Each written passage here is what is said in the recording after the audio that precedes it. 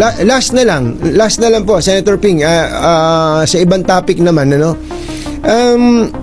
Nung pong isang araw na nagsalita si Senator Amy at pinatigil nga ng Iglesia ni Cristo, yung pong rally. Panoorin ang interview na ito ni Katunying Taberna, isa sa pinaka-influential na INC members kay Senator Ping Lacson, kung saan iginiit niya na pinatigil ng INC ang kanilang rally na dapat 3 araw dahil hindi raw sumunod sa usapan si Babalina Amy Marcos. Ang term pa na ginamit ni Tunying ay inambush.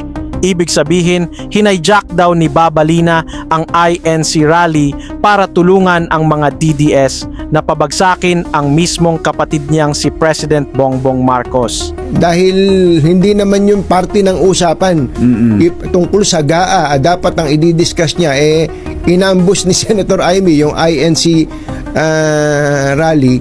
Tingin niyo po ba, at kayo naman may mga access pa rin sa Intel community, yung bang ginawa ni Senator Amy na yan, meron bang kasunod na hakbang sana to oust the President?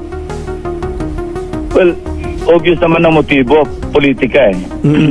Kasi sunod-sunod yan lumabas si Saldico. Tapos sina Mike Defensor nagsasalita ng kung ano-ano na binugbog yung isang aide ni Saldico. Puro kababalagan. They really don't care at all. Kung alam nilang kasinungalingan na sinasabi, basta't makapag-destabilize. Obvious sunod-sunod yung yung mga events Kung ako yung mag-analyze, talaga orchestrated, saka calibrated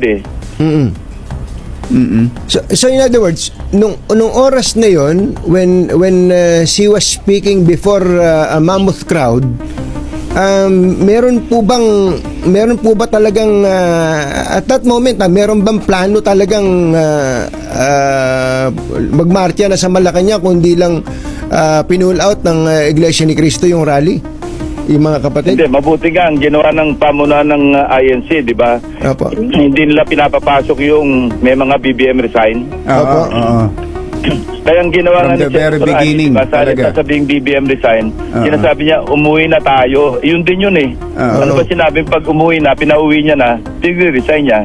So siguro, nabasa rin ng pamunuan ng Iglesia ni Cristo na although nakakubli doon sa salitang umuwi na tayo, BBM resign din yun Kaya siguro yun ang naging dahilan din kung bakit napaagang pagka-pull out, di ba? Dapat 3 araw. Mas alam nyo yun kasi alam nyo naman nangyayari sa loob sa inyo si Saldico anong intel ninyo, Senator Ping, na nasa kabilang may mga chismis kasi na ito'y naabot na ng DDS. May balita pa nga nababalik So itatiming din siguro na kung talagang totoong babalik, tatiming nila. Pero may problema siya pag bumalik siya kasi nagpapal na ng information ang ombudsman sa Sandigan Bayan.